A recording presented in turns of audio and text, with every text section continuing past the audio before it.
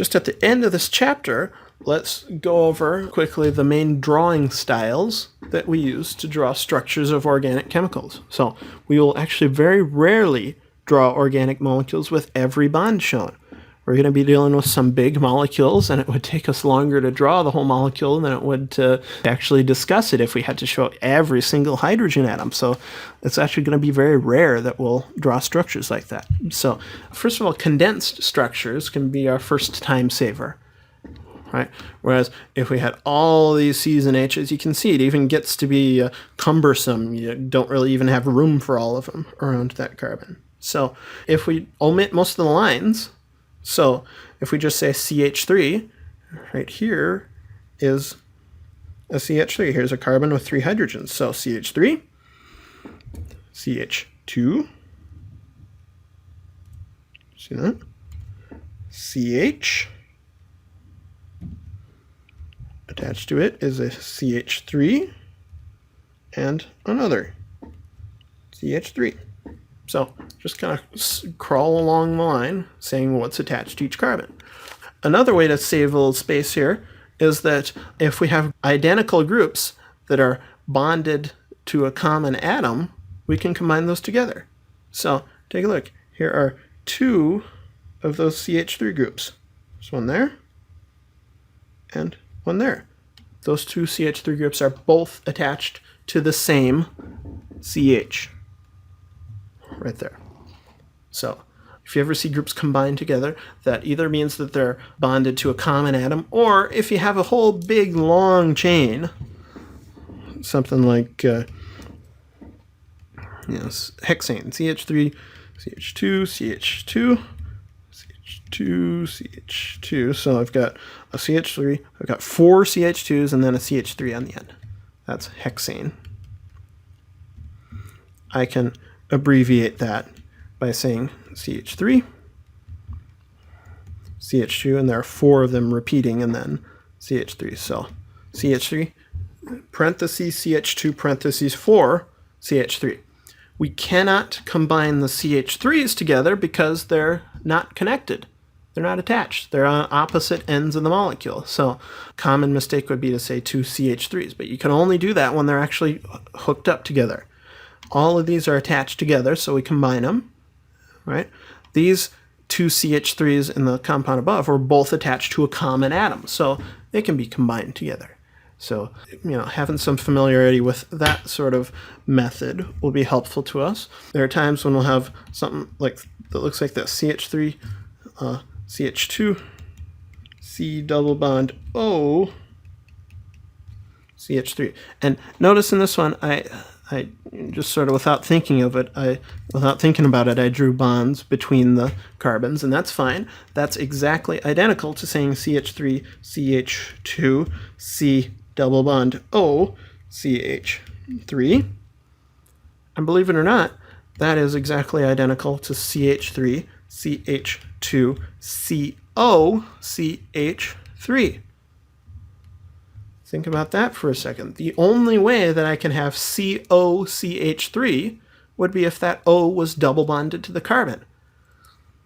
That would be different. Compare that to CH3, CH2, CH2O, CH3. See the difference? Carbon, carbon, carbon, carbon. Still got the carbons. The only difference is I put 2 hydrogens on that carbon. I'm not going to tell you right now. I'll have it in the notes that you can print off later on. But I want you to see if you can figure out what the difference is between those, where those oxygens are attached. So structures like this, I know that's subtle, but those are actually 2 different functional groups. The oxygens are actually in entirely different places. So consider where that oxygen has to be. Make sure carbon has 4 bonds every time. Saving even more time than drawing those condensed structures will be drawing line structures. The book calls them skeletal structures sometimes. I like saying line structures. So they actually show all the CC bonds, but don't show any Cs, and they don't show any H's. So in order for that to work, we have to understood that carbon atoms are either at the ends or the intersections of lines. hydrogens are not shown and are understood to fill carbon's valence. So if we show a carbon that's only made one CC bond, we know that it has to have 3 H's attached to it. That just is understood.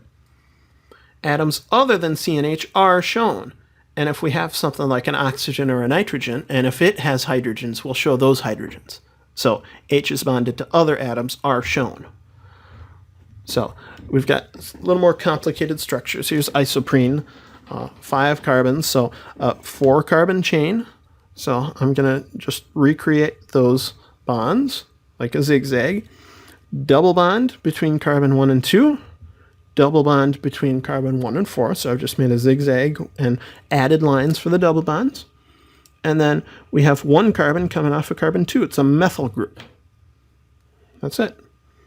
So much simpler than drawing out all of the C's and H's. So we're going to make really good use of these line structures quite a bit.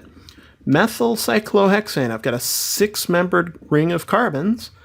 6-membered rings will just get drawn as a hexagon because we understood that carbons are at each of the points where the lines meet. I have a carbon with 3 hydrogens, a CH3 group attached to one of the carbons on the ring. So that's that same group there. Here's a carbon at the end of that line, and that's it. Here's phenol, 6-membered ring with alternating double bonds through it. Saw this in lab. This is a benzene ring. So a hexagon with alternating double bonds, and then we have to show the OH group. Remember, I show that H because it's attached to something other than carbon. I always show the O as well.